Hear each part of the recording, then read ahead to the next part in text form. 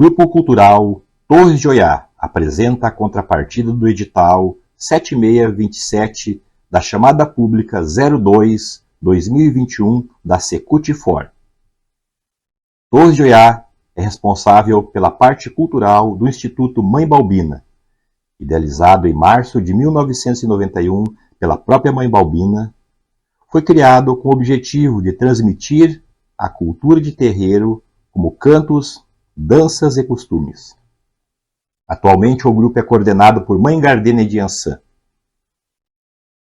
Nesta parceria com a Prefeitura Municipal de Fortaleza, através da Secutifor, firmada pelo edital 7627, o Grupo Cultural apresenta a contrapartida do projeto Balé do Brasil. A referida contrapartida trata-se de um painel com o tema O Racismo no Brasil, da estruturação à institucionalização.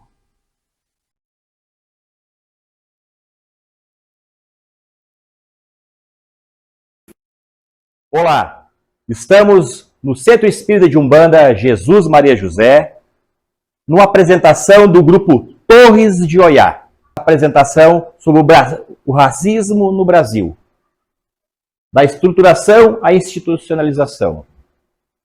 Gostaria de convidar aqui a coordenadora do grupo, Mãe Gardênia de Ançã, para dar uma palavra para todos nós. Olá, sou Mãe Gardênia de Ançã, estou aqui no Centro Espírita de Umbanda Jesus Maria José, coordenadora das Torres de Oiá. Sejam todos bem-vindos e é um prazer receber todos vocês, né, para assistir, né, essa live falando sobre a escravidão ao racismo. Sejam todos bem-vindos. Vamos dar início a essa apresentação falando que o racismo no Brasil, ele se enraizou de uma forma bem diferente que nos outros países. E há de se ter um entendimento, e para isso é necessário que façamos um exercício de introspecção voltando ao passado, voltando, né, lá pelo século VIII. E nós vamos encontrar a resposta de muitos questionamentos que temos até hoje. Racismo no Brasil, da institucionalização, da estruturação à institucionalização, da escravidão ao racismo, estrutural e institucional, crime de injúria racial e crime de racismo. Primeiro, nós precisamos fazer um contorno. Qual o conceito de racismo?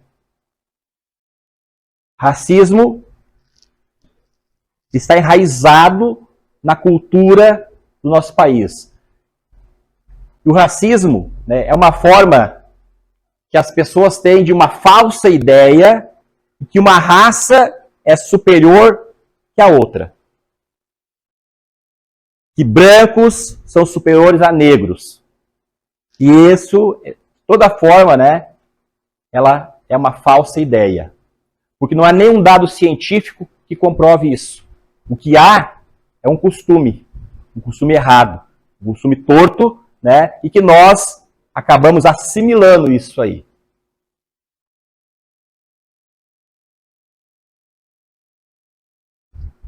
A escravidão não começou com os povos europeus escravizando os africanos, os brancos escravizando os negros. Pelo contrário, começou com os próprios africanos escravizando africanos. A África, lá no século VIII, eles escravizavam tribos africanas e escravizavam outras tribos africanas, para poder vender, ter dinheiro com isso, lucrar e ter também lá seu domínio das terras e propriedade e aumentar a sua hegemonia. Quem escravizava? A chegada dos europeus, os europeus viram que povos africanos escravizavam outros povos africanos.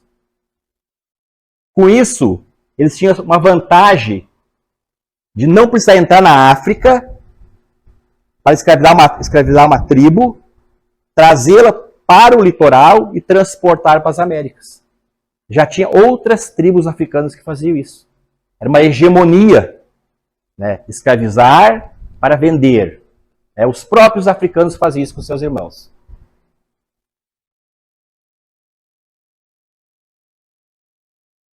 Por que a captura?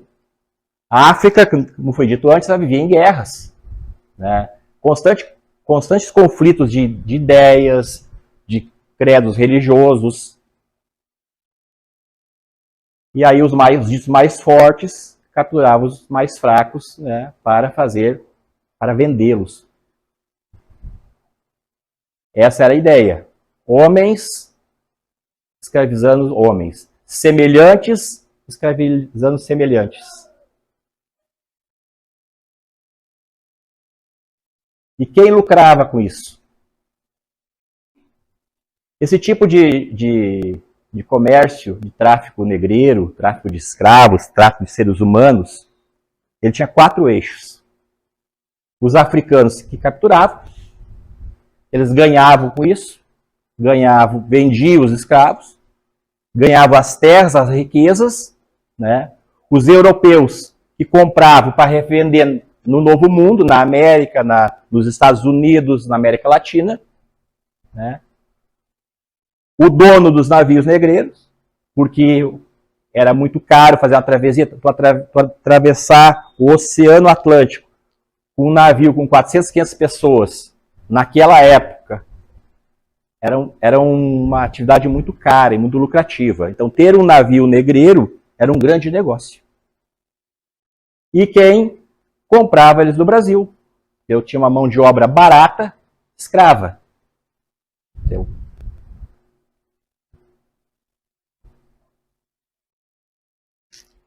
Os transportes eram feitos nos navios negreiros, né?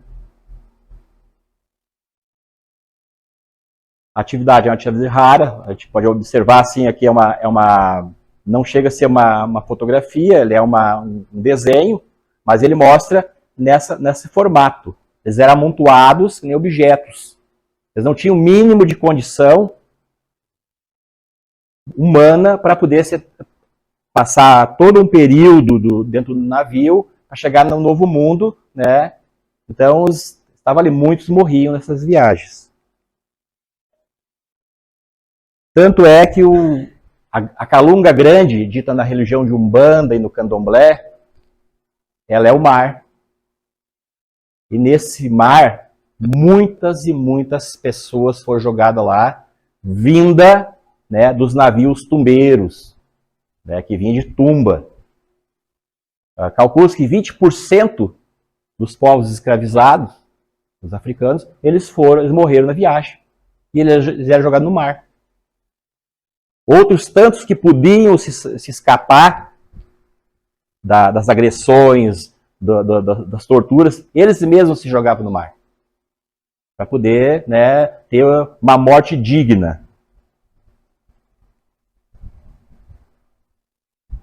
As condições eram deploráveis, né? Era separada por sexo. Os homens, eles eram todos, né, presos, amarrados, nus. As mulheres não eram acorrentadas, mas serviam, né, de diversão para a tripulação do navio. A alimentação era péssima, nenhuma condição humana. Então, muitos deles, né, tinham alguns poucos privilégios lá, limpar o navio, alguma coisa assim, para um resto de comida. Quem se revoltasse era torturado. Muitas perdas. Se tivesse um negócio naquela época que você perde 20%, então de cada 10 pessoas que saíam da costa africana, 2 ficavam no mar. 2 eram perdidas, né?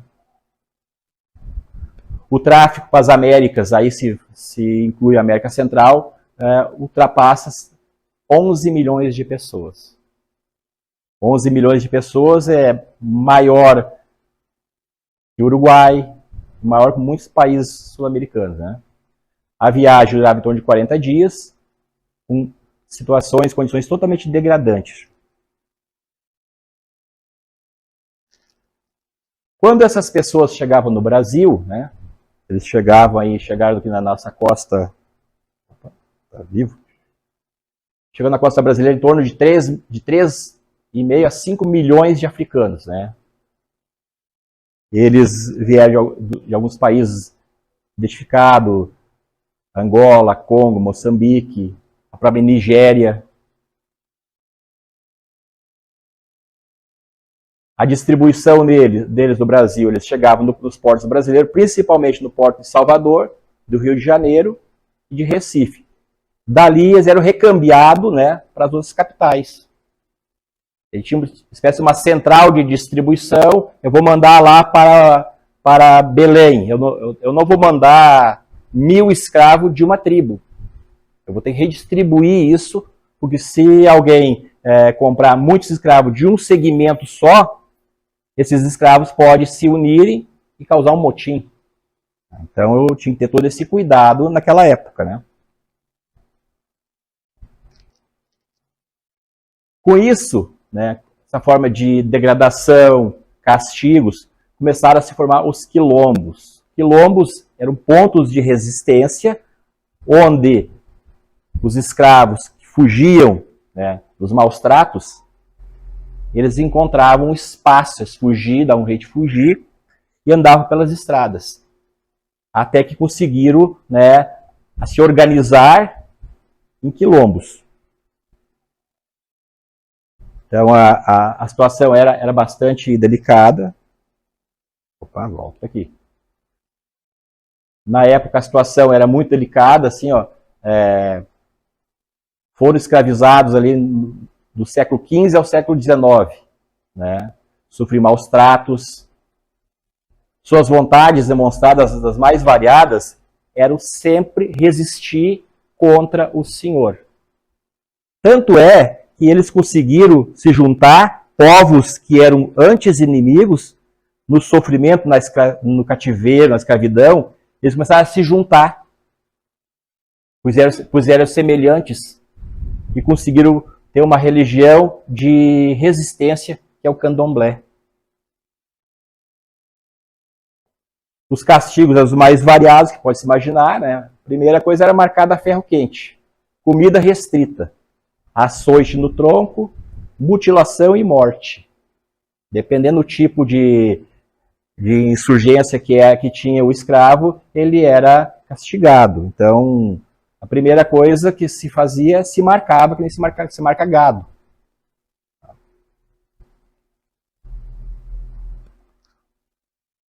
Fugas, né? Muitas fugas. E aí o pessoal começou, os escravos, eles fugiam, eles tinham uma referência, né, que era o mocambo. É um esconderijo, um lugar longe de tudo, no meio de uma floresta, né, para que eles pudessem se reunir e ali fazer a pequena África deles. Isso teve a inauguração do Quilombo dos Palmares, que foi o mais famoso de todos, ali por 1597 a 1694.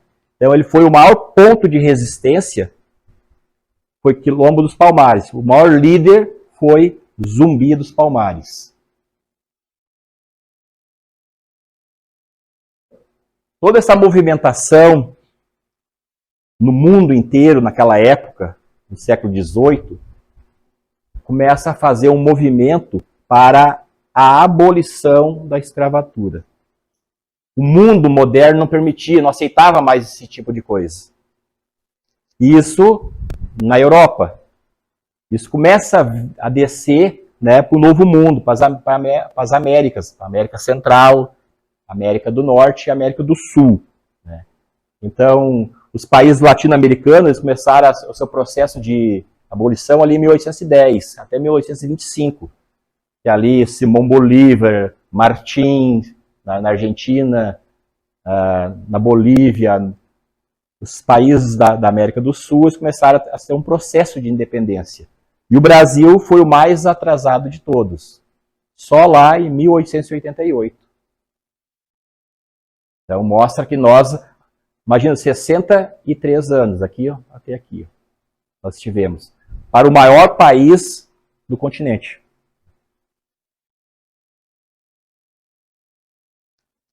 Os movimentos da época começaram ali em 1700, século XVIII, né? Isso é, século XVIII que eu falei antes, chamado século de ouro, né? Onde muitos escravos, né, começaram a ter acesso a meios de poder ter liberdade. A Carta de Alforria. Era um documento que ele era comprado, né, se vê nos filmes, se vê nas novelas hoje. Ah, eu vou lutar, juntar dinheiro para comprar minha alforria, comprar minha liberdade. Então eu compro a minha liberdade e não sou mais escravo. Isso foi lá no século XVIII. Depois nós tivemos uma lei muito importante, que ela veio ali em 1850, a Lei Eusébio de Queiroz. A Lei Eusébio de Queiroz, ela tratava em que nenhuma embarcação podia chegar no Brasil carregada com escravos. Ou ela era mandada de volta, ou os escravos iam chegar no Brasil e colocados em liberdade. E o Eusébio de Queiroz, ele não era brasileiro. Ele era de Luanda. Ele não era um brasileiro. Né? Depois, ali mais para frente, né, nós tivemos em 28 de setembro de 1871, né, a chamada Lei do Ventre Livre. Toda criança que nascesse em solo brasileiro era considerado uma pessoa livre.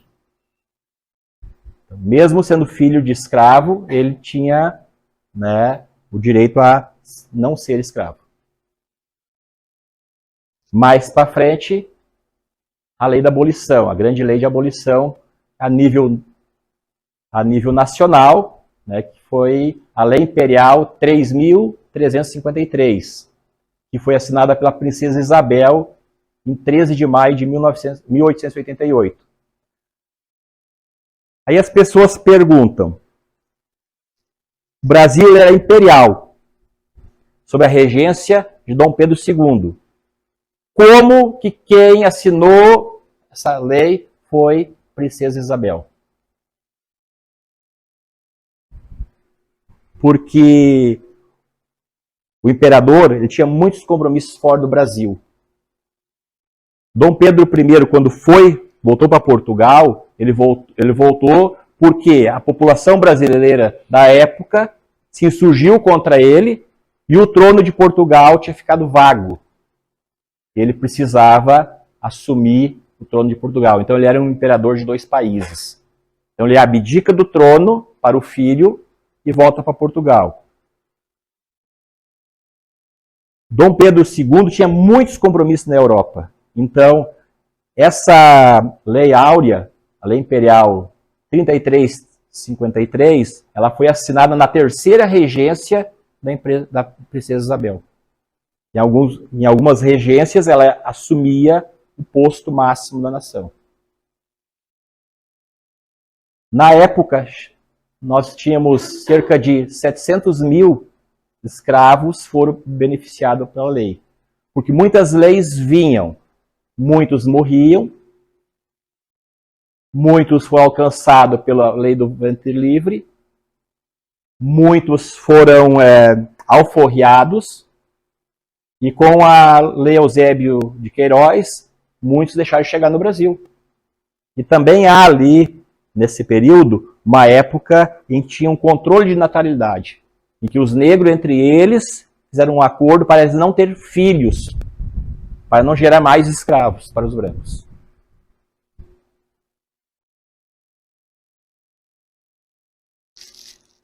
Com a assinatura da Lei Áurea, a escravidão ficou para o passado.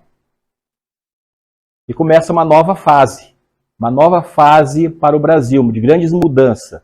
O Brasil, ele sofreu um golpe econômico muito grande, porque as riquezas brasileiras elas eram produzidas pelas mãos de quem trabalhava. Quem trabalhava naquela época, no Brasil Imperial, eram os escravos. Aí, eu não tenho mais escravos, como que eu vou produzir? Aí começa uma coisa chamada embranquecimento da nação. Eles fazem um movimento de abolição, libertam os escravos e trazem para o seu lugar os imigrantes. Povos europeus que vêm para o Brasil para assumir os postos dos escravos, daí assalariado e daí já com o processo de participação de lucro, de arrendamento de terra, né, mas sempre, né, na busca de fazer a economia girar.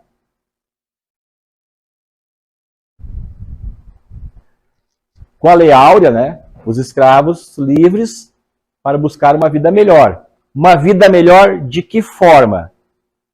Se eu passei uma vida inteira na escravidão, se eu sou analfabeto, se eu não tive acesso ao mínimo básico que eu pudesse ter de conhecimento para desempenhar uma atividade em que eu pudesse viver do meu salário. Essa população, ela ficou jogada às margens de uma sociedade. Sem acesso à educação, sem acesso à moradia, sem acesso aos meios de conhecimento, sem emprego. Então, o Brasil ficou com 700 mil pessoas, 700 mil ex-escravos, sem emprego, sem as condições mínimas de ocupar um posto de trabalho qualificado, e eles foram jogados nos bolsões de miséria. E aí foi instituído no Brasil, na época, a lei da vadiagem e da vagabundagem. Foi uma lei criada em cima do Código Penal da época, que foi criado justamente para os ex-escravos.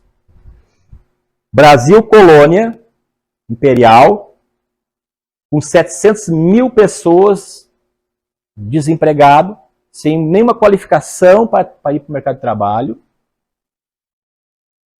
jogados, precisando comer, precisando vestir, cuidar da família.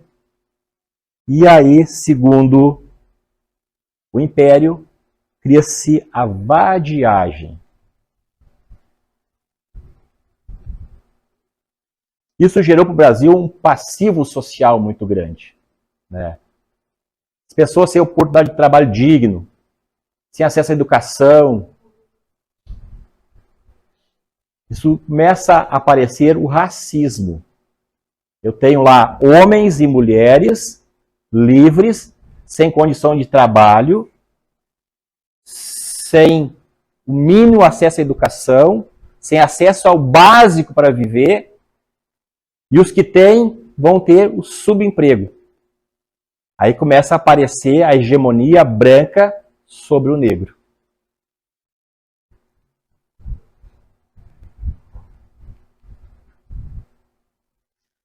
E aí nós começamos a encontrar o racismo estrutural. Racismo estrutural, ele é nada mais do que um processo natural de eu praticar tudo que é tipo do que eu bem entender com o próximo. São palavras de baixo calão, são xingamentos. Faz parte da minha vida cotidiana. Ações de segregação racial contra negros, contra indígenas, contra as pessoas diferentes da sociedade. E para mim aquilo é natural. Eu ajo com uma grande naturalidade. E aquilo virou estrutural.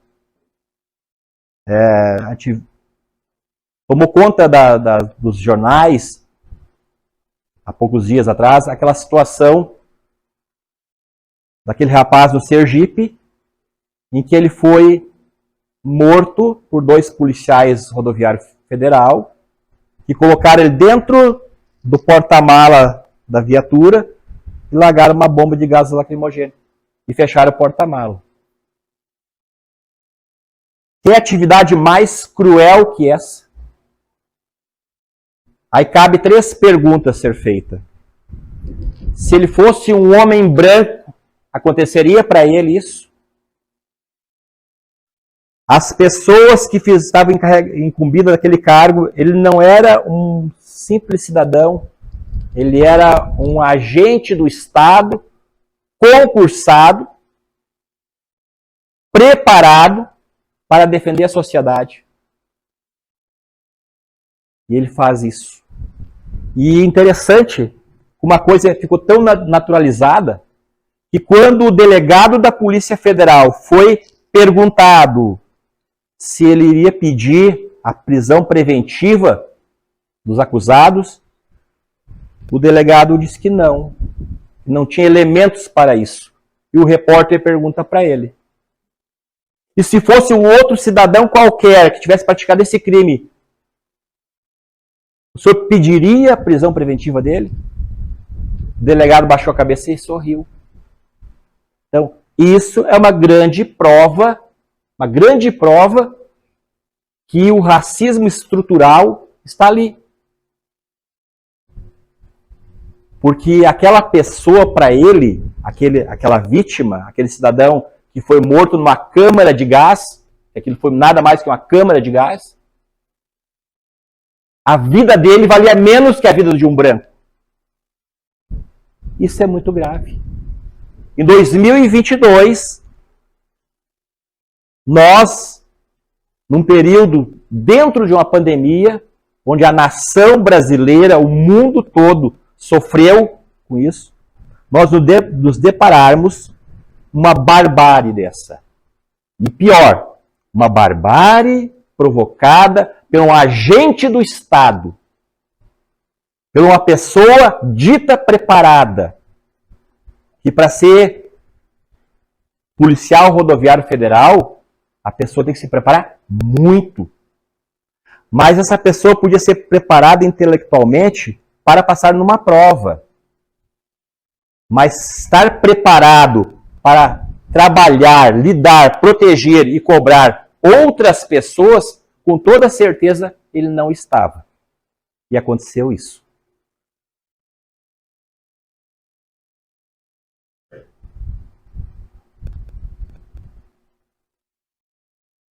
Essa imagem retrata bem o que é. Essa imagem é uma imagem que retrata bem o que acontece todos os dias. Todos os dias esse tipo de ação acontece. Porque uma raça se julga superior à outra.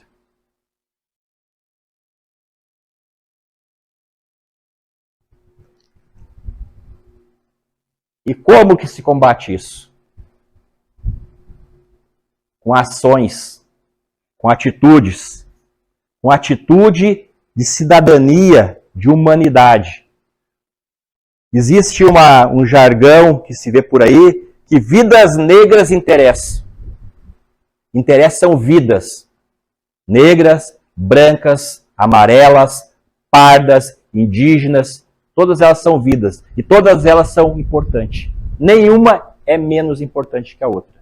Então, é necessário que se tenha voz, que esse povo tenha voz, que seja escutado, para que esse tipo de barbárie não aconteça, ou quando acontecer, ser enfrentado.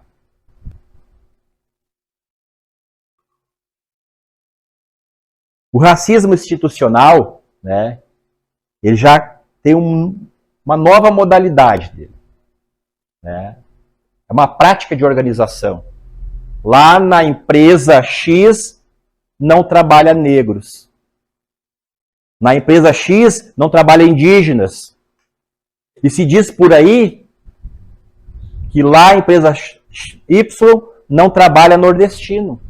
Isso também é racismo institucional.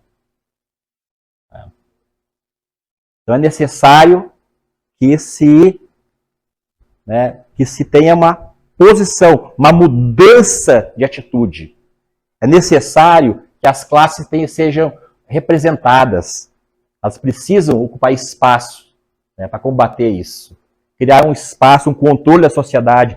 Foi criado em meses um controle de epidemia. O mundo foi assolado em 2020 com a Covid-19, uma pandemia que deixou todo mundo sem chão. Como era uma preocupação de todos, foi encontrada uma forma, para uns errada, para outros certa, usar máscara, distanciamento, álcool gel, não aglomerar, lockdown. Foi uma mudança. Até que veio a vacina. Até que pudéssemos enfrentar ela e diminuir os números. E por racismo, por que não teve essa mesmo combate? Porque o racismo está dentro de cada um de nós. Cada um de nós está infectado com essa doença, chamada racismo. Por isso que não se resolve. Alguém vê um semelhante sofrendo uma discriminação racial, o que ele faz? Não é comigo. Eu viro as costas. Ah, não sou eu. Está errado. Nós precisamos ter atitude. Atitude para enfrentar o racismo institucional é criar espaços para combater. Dar acesso. Dar acesso para que as pessoas possam ser representadas. Dar acesso para que elas sejam ouvidas. Mas elas não têm que ser ouvidas pela voz de outros. Elas têm que ser ouvidas pela voz delas. Porque são elas que sofrem a violência. E só aquele que apanha que sabe quanto dói. Essa imagem, ela fala muito. Tem alguns programas de televisão que nos mostram muito claro de pessoas, todo dia a gente vê isso acontecer. Pessoas, na sua grande maioria, homens, jovens, negros. Eles são reconhecidos dessa forma aqui, ó. Um agente do Estado mostra uma foto dele, foi esse aqui. A pessoa que sofreu a violência, um assalto, uma violência, sem o mínimo de condição psicológica de fazer um reconhecimento, ela faz esse reconhecimento. E ela bota um inocente na cadeia. 2, 3, 5 anos. Por quê? Porque o racismo, ele está na genética daquela pessoa. Se fosse um homem branco, seria assim? É uma pergunta. Todos os dias, se você parar para olhar, existe uma reportagem. E há quem diga que 30% da massa carcerária brasileira são nessas condições aqui. Esses casos são os que a gente sabe. E quantos outros que a gente não sabe.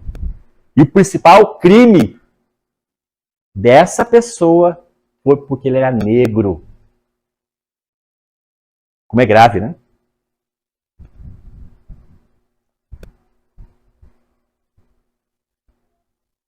Brasileiros no Brasil. A população brasileira, com números recentes pelo IBGE e por outros institutos que calculam a estatística da população, ultrapassa 214 milhões de brasileiros. É um país de dimensão continental e com uma grande população. No Sudeste, capitaneado por São Paulo, Minas Gerais e Rio de Janeiro, mais de 80 milhões. Nordeste, que aqui é a nossa região, mais de 50 milhões.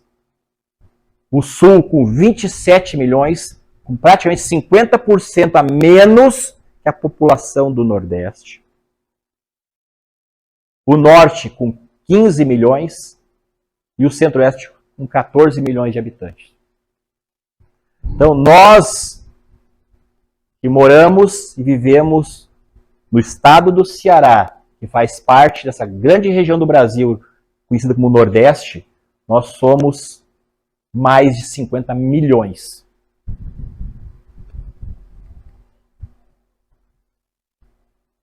Quem somos? O povo brasileiro, ele é uma miscigenação. Ele é uma mistura de várias raças. E a gente pode falar com muita tranquilidade. O que compõe a nossa miscigenação, grande parte dela vem dos povos indígenas, dos brancos europeus, portugueses, mas capitaneados pelos europeus, e da população africana, dos negros que vieram para o Brasil, da África para o Brasil.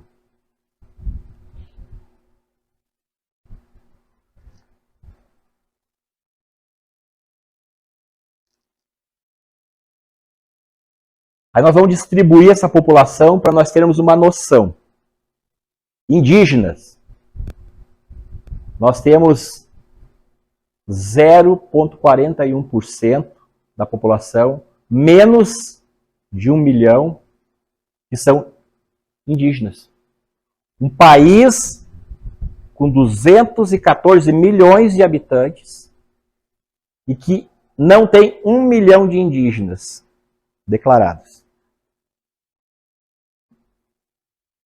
Uma parte da população se declara amarelo, que é 0,49%, que chega a 1 milhão de pessoas que se diz amarelo.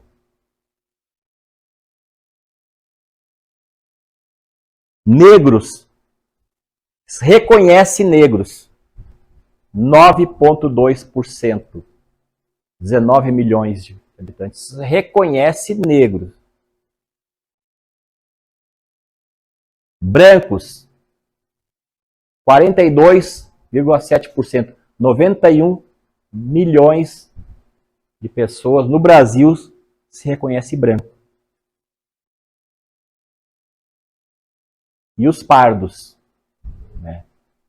Segundo o IBGE, se reconhece pardo, se declara pardo, 46%, 99 milhões de pessoas. Então, assim, ó, o que é o amarelo? O que é o pardo? Ele é fruto de uma miscigenação. Ou de branco com indígena, ou de branco com negro, ou de negro com indígena. Essa é a nossa formação.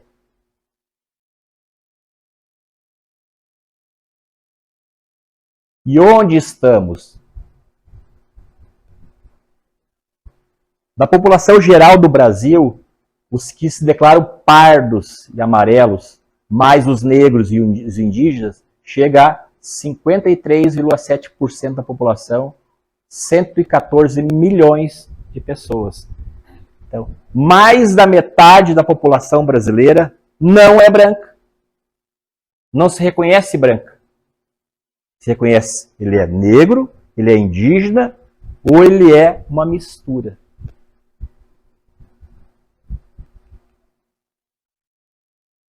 Onde está essa população? No norte, os que se declaram pardos amarelos, mais os negros e os indígenas, 79,4% da região norte. Isso dá praticamente 8 pessoas a cada 10. Ou ele é indígena, ou ele é negro, ou se declara amarelo ou pardo. Mas ele não é branco. No Nordeste, 75,2% da população do Nordeste brasileiro na mesma situação.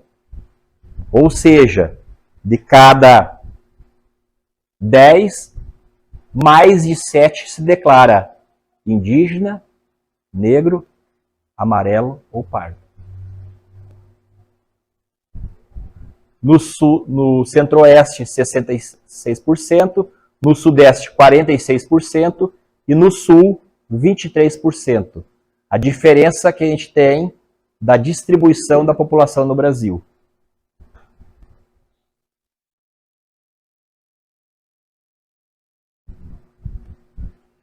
Uma população de 53% não brancos, como que se enfrenta o racismo?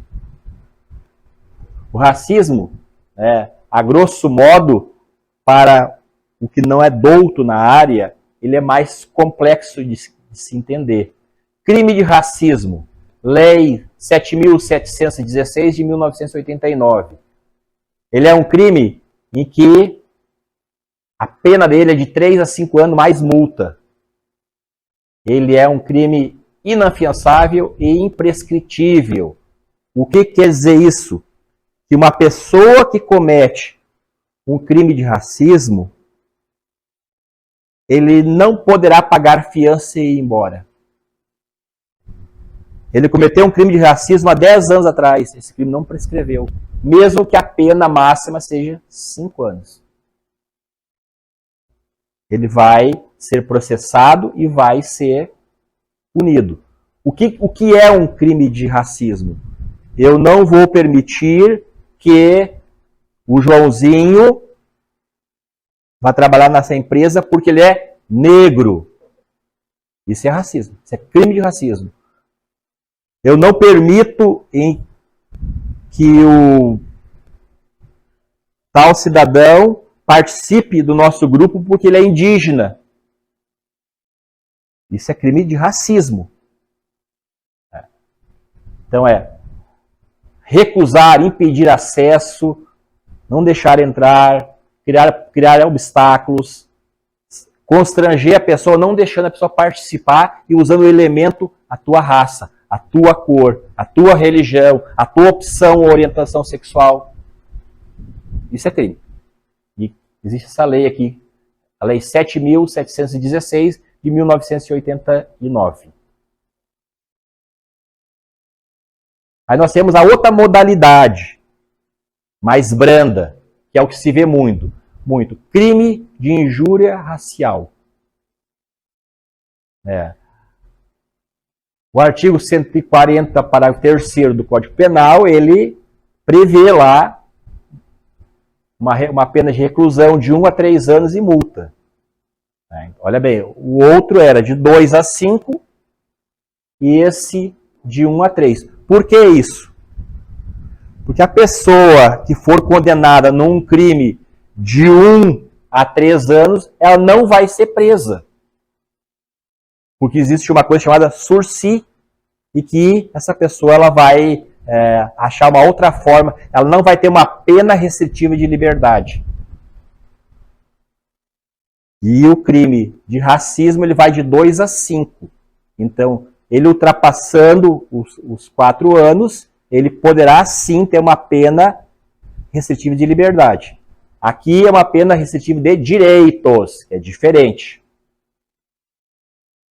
A injúria racial é dirigir palavras ofensivas a uma pessoa, porque essa pessoa é de outra raça, ou ele é indígena, ou ele é negro, e quase todos os finais de semana nós estamos nos deparando com isso. Temos um exemplo muito claro, acho que foi no ano de 2014, se eu não me engano, teve um jogo do Grêmio e Santos em Porto Alegre. E alguns elementos da torcida do Grêmio dirigiram palavras de injúria racial ao goleiro do Santos. A CBF puniu o clube, desclassificou ele, e essa pessoa que foi identificada, ela teve uma pena restritiva de direitos.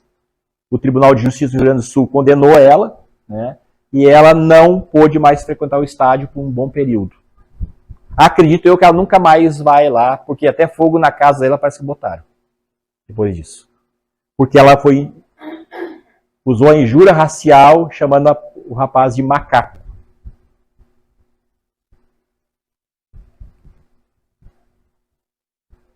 Como devemos reagir? A questão assim, todos nós devemos reagir. Essa doença chamada racismo está na genética de todos nós, carregamos elas. Ou já sofremos, ou vimos alguém sofrer o racismo ou injúria racial. Nós precisamos ser sujeitos de direito nesse momento. E se envolver, sim. Porque é uma questão de cada homem e de cada mulher de bem. Se nós não aceitamos, nós não devemos concordar. Se vemos um semelhante numa situação dessa, devemos reagir como se fosse a nós mesmos. Porque a gente vai dar exemplos. E é isso que nós precisamos. Enfrentar uma doença dessa dando exemplo. Em uma emergência, ligue para a polícia. Polícia Militar, 190. A gente viu casos isolados de negligência de profissionais da segurança pública, mas essa não é a segurança pública. Os profissionais de segurança pública, eles são preparados, treinados e também não concordam com esse tipo de atitude. Então, sempre que possível, né, a gente presenciar uma situação dessa, devemos acionar a polícia militar.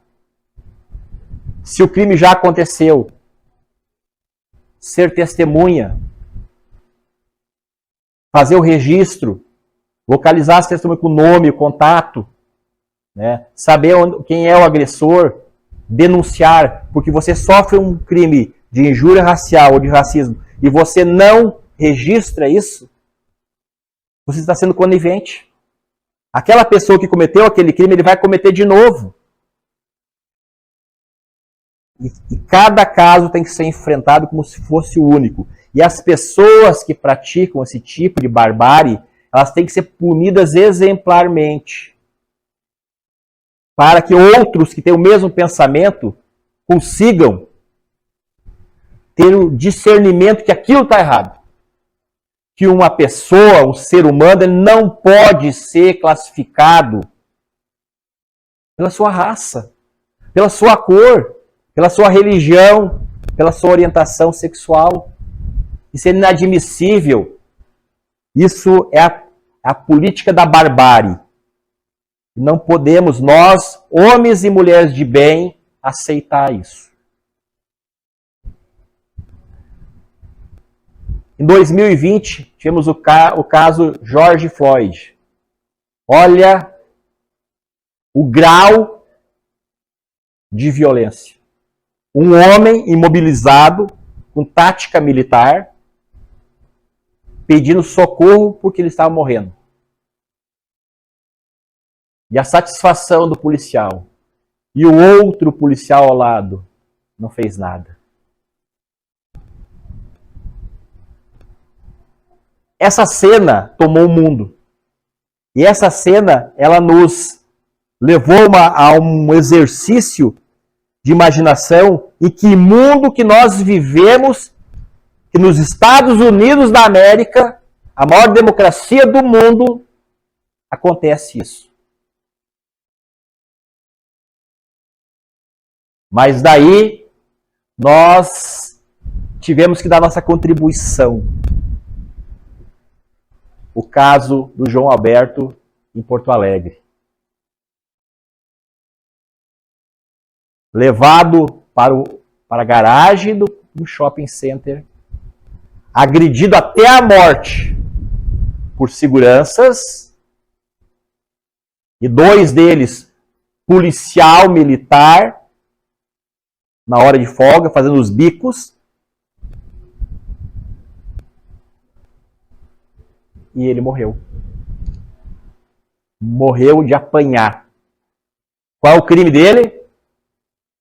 Era negro. Se fosse branco, fazia? É a terceira vez que eu pergunto isso. Se ele fosse branco, isso acontecia? Todos nós lembramos bem dessa reportagem e tinha aqui próximo, que não saiu nessa foto, a coordenadora de segurança do shopping que podia dar uma voz de comando. Porque tinha 1, 2, 3 seguranças. E ninguém fez nada. O homem estava imobilizado. Aí a cena que horrorizou o mundo não foi a da maior democracia do mundo. A cena que horrorizou o mundo foi dos Estados Unidos do Brasil, do nosso país. Isso é muito lamentável. Aí nós, assistindo nossa televisão no final de semana, a gente observa isso aqui, ó. Torcida de futebol. O Brasil, ele é um país de muitas alegrias. Do carnaval, das culturas regionalizadas. E também o país do futebol. Poucos nesse país não gostam de futebol. E a gente observa uma situação. Esse cidadão aqui, que está sendo conduzido pela Polícia Militar de São Paulo, ele é argentino. Nossos vizinhos aqui do Mercosul. Eles vêm para São Paulo, ele vai fazer gesto de injúria racial aos torcedores do Corinthians, se eu não me engano, um time paulista. Ele foi conduzido, foi lavrado um boletim de ocorrência, mandado para o país dele, e o Boca Juniors, clube argentino, baniu ele de participar da torcida. Mas é uma pessoa que tem poderes de sair da Argentina em plena dia de semana e vir para São Paulo assistir um jogo de futebol. Ele não é qualquer pessoa. Ele é alguém que teve essas condições. Não é um desinformado. Esse caso aqui é um caso um pouquinho mais antigo. Antônio Carlos Zago, um dos maiores zagueiros da história do futebol brasileiro. Ele estava em Caxias do Sul, no jogo de Juventude e Grêmio. Ele fez esse gesto nazista aqui, de racismo contra um colega de profissão, um outro jogador de futebol. E esse moço aqui já chorou muito em rede nacional, já pediu perdão para muita gente, mas ele marcou a carreira dele de uma forma tão negativa que grandes clubes do futebol brasileiro queriam contratar ele para técnico e não contratam ele por causa disso. Numa atitude impensada, de momento, isolada na carreira dele, ele destruiu a imagem de atleta e de homem que ele construiu ao longo de uma vida inteira. E é uma pessoa esclarecida, e um dos maiores jogadores do futebol brasileiro não é uma pessoa que não é abastada. Tem todas as condições. E mesmo assim, ele cometeu esse ato aqui. Paga até hoje por isso. Aquilo que estávamos falando antes. Está na genética. Carrega dentro dele. E em algum momento ele vai externar essa doença. E essa doença acabou com a carreira dele.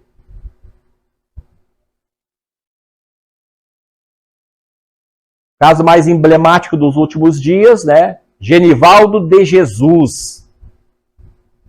Levado para dentro de uma viatura da Polícia Rodoviária Federal, uma viatura do Estado, por 2 agentes, diversas pessoas ao redor olhando e pedindo para parar, jogado lá dentro como se fosse qualquer coisa, colocado uma bomba de gás e fechado, aonde essa pessoa se bateu até morrer. Câmara de Gás Brasileira. Isso porque ele era negro. Aí eu pergunto mais uma vez, se ele fosse branco acontecia? É um caso que está no desfecho ainda, mas me chama muita atenção, quando o delegado da Polícia Federal, que está conduzindo a investigação, não pediu a prisão preventiva dos acusados. Isso é grave.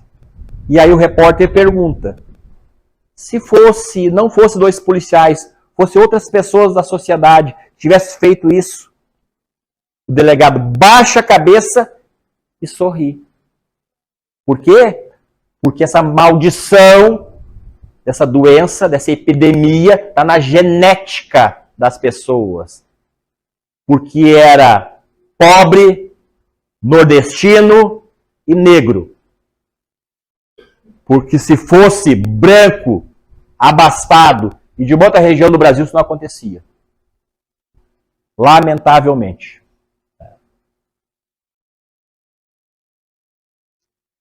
E os invisíveis? Nós falamos da escravidão lá no início, que os próprios africanos se apropriavam dos seus semelhantes para ter vantagens, muito lucro. Capturavam pequenas tribos, dominavam as terras e vendiam os escravos. O branco europeu da época compra o escravo, que era um grande negócio, a grande máquina de mão de obra e trabalho, Outro ganhador de dinheiro compra um navio com uma tripulação, enche, empilha de homens e mulheres lá dentro e atravessa o oceano. Perde 20%. 20% do produto ele perde. Se fosse hoje uma empresa que perder 20% do que produz, ela não faz o primeiro ano. Ela quebra. Mas o negócio da época era muito bom, era muito fácil. E aí traziam para as Américas. E vamos cercar o Brasil. Aqui, os senhores compravam os escravos para ter sua vantagem. O sofrimento de 400 anos de escravidão ele foi tão grande, que esse povo teve que se unir, teve que superar as divergências que tinham nas suas tribos, que eram milenares, para poder sobreviver, se unir, e começa a fazer um enfrentamento. A resistência dos quilombos, a resistência de fugir.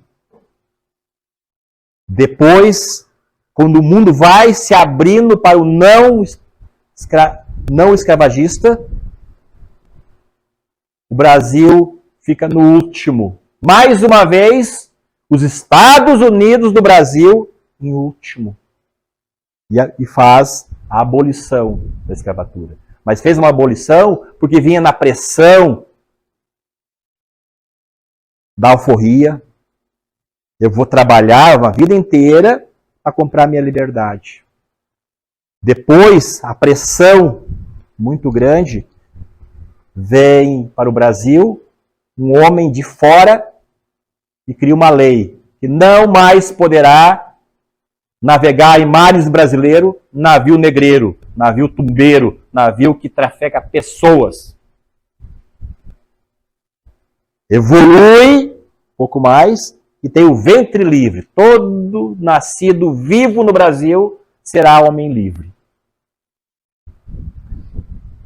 Evolui um pouco mais, Dom Pedro sai dos seus afazeres, seus compromissos fora do país, a princesa Isabel promulga a Lei Áurea.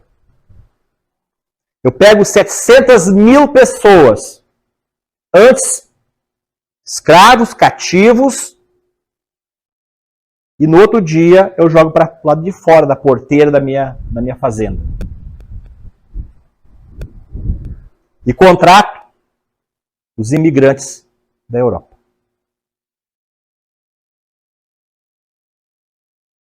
Essas 700 mil pessoas não têm oportunidade de trabalho, de uma moradia digna, de uma alimentação, a mínima perspectiva de criar um filho, e ele vai ser jogado para os bolsões de miséria. Aí vem o Império e cria o Código Penal Brasileiro, a lei da vadiagem e vagabundagem.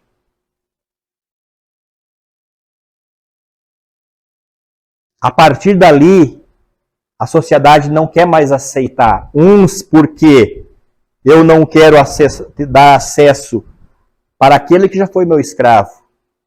Eu não quero frequentar os mesmos lugares que ele. Isso é racismo. O outro, ele diz assim, aquele homem negro, ele é menos inteligente, ele tem menos capacidade que um homem branco. Ele diz isso.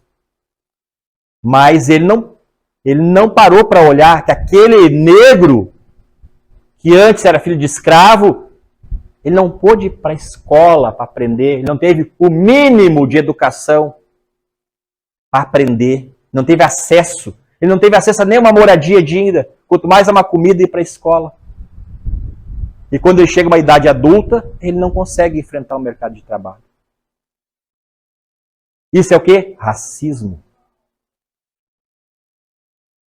E essa população vai resistindo, ela vai resistindo, ela vai resistindo, e ela chega em 2020.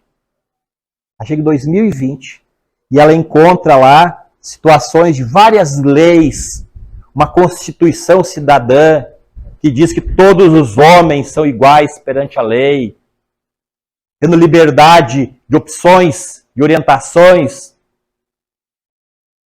de cultura, de educação, de saúde, de trabalho em condições dignas. Aí nós vamos olhar que no mercado de trabalho, os que ganham os menores salários são os homens e as mulheres negras. Se formos traçar um paralelo, vamos ver que a diferença é gritante. E daí nós nos deparamos nos dias atuais. Estados Unidos da América, um escândalo, um homem morto brutalmente, de uma forma selvagem, porque ele era negro. Aí o Brasil dá sua contribuição e faz a mesma coisa. Aí nós vamos ver jogadores, né, torcedores, pessoas abastadas, mas não brasileiros só. Na América Latina. Vêm e fazem isso. Por que eles fazem isso? Porque eles se julgam e pensam que eles são superior. E não há em nenhum estudo científico um só dado que diz que uma raça é superior à outra. O que vai dar superioridade intelectual a uma pessoa é a oportunidade de aprender, de ter uma alimentação, de ser gestado num lar com amor, de estar e ser criado num lar com amor, e ter acesso a uma creche, da mãe e o pai ter acesso a direitos, dele ter acesso a uma escola digna, do pai e a mãe poder trabalhar e ganhar o suor do seu rosto, o sustento e a educação dos seus filhos, para que ele possa ir para o mercado de trabalho, para que ele possa ir para uma faculdade, para ser alguém. Ali é o fator diferencial. Depois a gente olha grandes jogadores, mesmo arrependido, mesmo pedindo perdão e chorando, cometeu. Não era alguém carente de tudo. Não. Era alguém que tinha posses de tudo, mas se julgava que ele podia fazer, sabe por quê? Porque ele era branco. E daí a gente olha o braço armado do Estado brasileiro, pega um homem pobre, negro e nordestino e assassina ele como o ditador Hitler fazia, numa câmara de gás.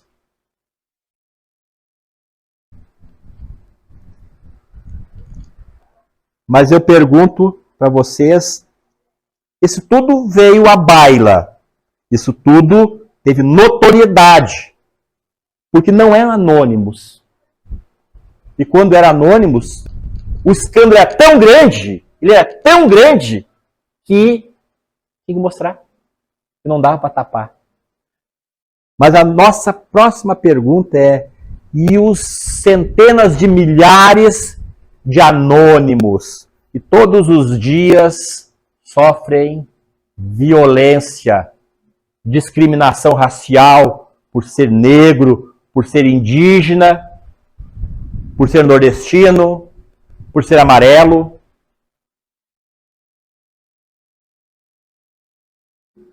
A voz dessas pessoas somos nós, sociedade. Somos nós, pares. Porque quando cada um, homem ou mulher, presenciar uma situação dessa e ele concordar, ele é conivente. Ele faz parte daquilo ali. Sabe por quê? Porque essa maldição, essa vergonha, chaga social, está na genética dele. Não vou me envolver porque não é comigo. Essa doença só vai ter cura quando cada homem e cada mulher for uma autoridade de si e dos seus atos. E responder por eles como deve responder pela lei. Lei, meus queridos, o Brasil tem as melhores. Mas não cumpre, né? Ou se cumpre, cumpre para alguns. Então, é muito lamentável nós chegarmos em 2022 com toda a carga genética de história que nós temos, nós chegarmos em 2022 e nos depararmos com situações covardes, criminosas e inadmissíveis pelos seres humanos. Fico muito agradecido de ter a oportunidade de poder mostrar algumas coisas aqui. Acredito que as Torres de Oiá vêm fazendo o seu papel cultural, porque faz parte de uma casa de religião, uma casa de resistência que foi fundada há 66 anos por uma senhora de origem indígena, nordestina, pobre, honrada e honesta. E que está tendo todo o encaminhamento e a condução pela sua filha, que vem da mesma origem e que traz ao redor dela pessoas que têm convergência de pensamentos. E aí não é mais um só. Somos muitos, somos muitas caras, somos muitos pensamentos, somos muitos sentimentos. E nós todos juntos formamos uma egrégora de bons pensamentos, de boas irradiações e de boas atitudes. Que nós precisamos ter atitude e dizer que o nosso trabalho está aqui. Nossa luta continua. Todos os dias, todas as horas. A cultura é o que transforma o homem. Acalma os pensamentos, alivia o coração e nos faz refletirmos. Por isso, as iniciativas do governo do Estado, da Prefeitura Municipal, do Ministério da Cultura, levar acesso às pessoas, aqueles que não têm. E tenho certeza que Torres de Oiá vem cumprindo seu papel, sendo um braço do Estado, aonde o braço do Estado não alcança, Torres de Oiá alcança. Estamos aqui para dizer isso.